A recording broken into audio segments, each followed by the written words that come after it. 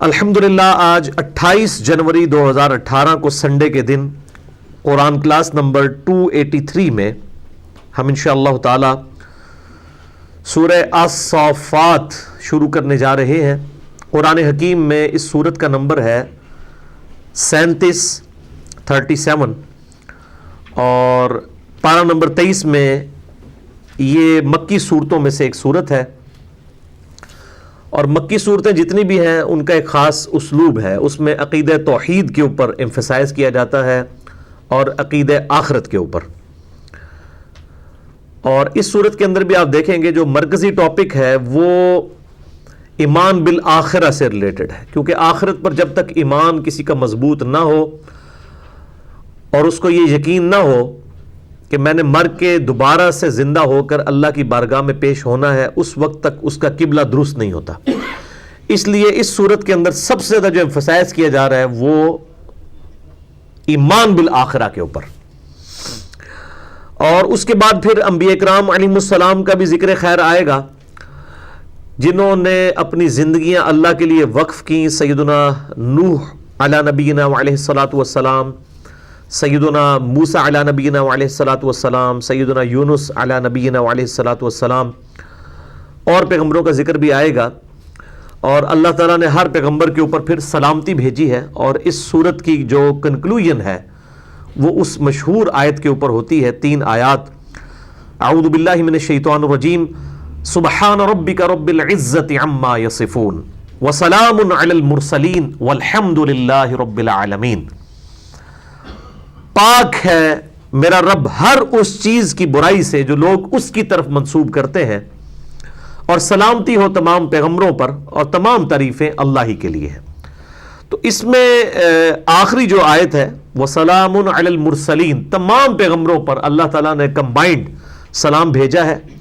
اور ویسے اس میں سلام علی نوح فی العالمین،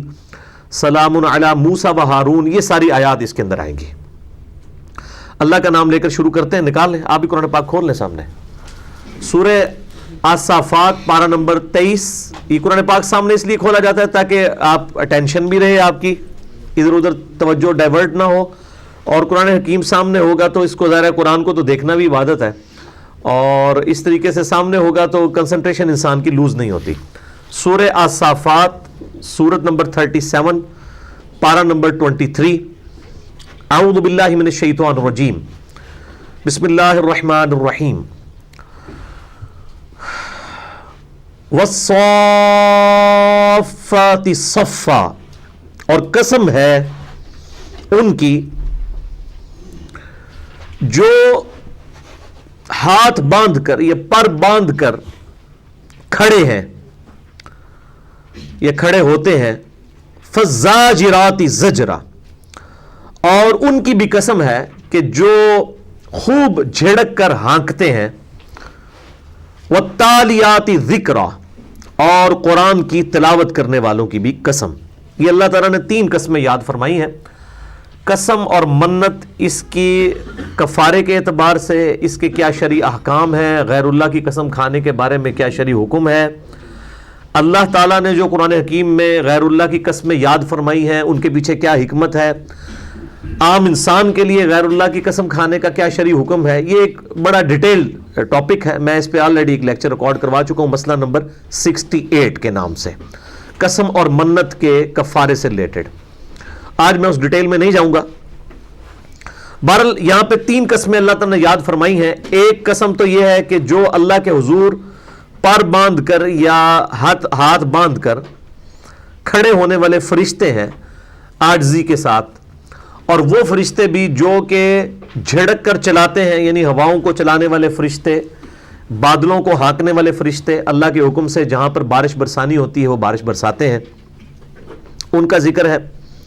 اور قرآن کی تلاوت کرنے والے بھی، وہ انسانوں میں سے بھی ہو سکتے ہیں اور فرشتوں میں سے بھی ہو سکتے ہیں۔ بہرحال ان 3 قسموں کو یاد کرنے کے بعد اللہ تعالیٰ ارشاد فرما رہا ہے، اِنَّ إِلَٰهُكُمْ لَوَاحِدٌ، بے شک تمہارا معبود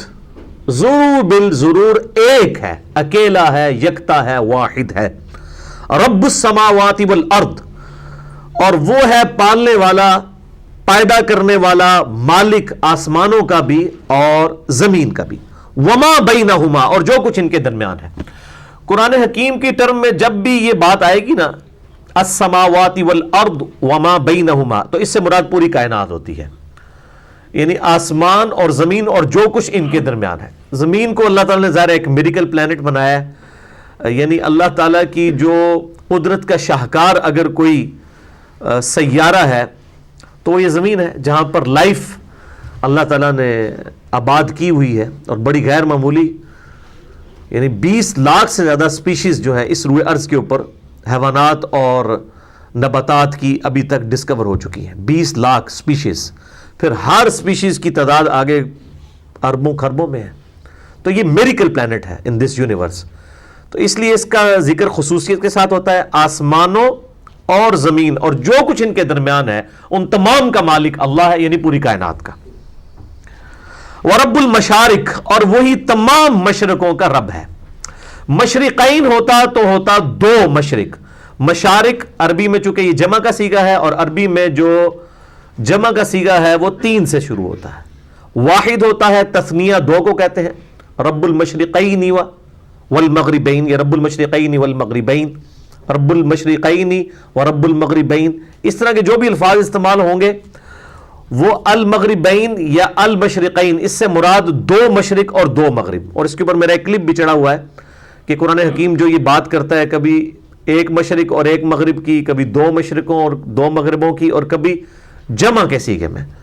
تو آپ یوٹیوب پہ جا کے لکھیں 2 مشرق اور 2 مغرب، اور ساتھ میرا نام انجینئر محمد علی مرزا لکھ دیں تو وہ کلپ کھل جائے گا کہ یہ روزانہ ایک نئے مشرق سے سورج طلوع ہوتا ہے،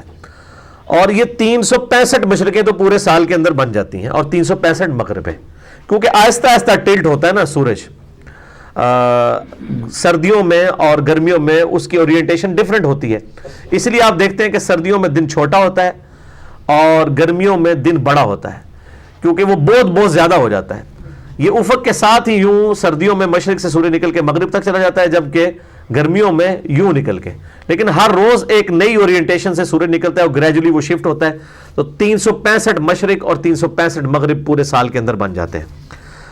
تو وہ تمام مشارق کا رب ہے۔ ایک یہ بھی معنی ہو سکتا ہے، اور یہ بھی ہو سکتا ہے کہ ظاہر ہے کہ جتنے بھی اس کائنات کے اندر پلانٹس موجود ہیں، تمام کے اوپر ان کے اپنے اپنے سورج طلوع ہوتے ہیں، تو وہ ایک سے زیادہ مشرق بنتے ہیں۔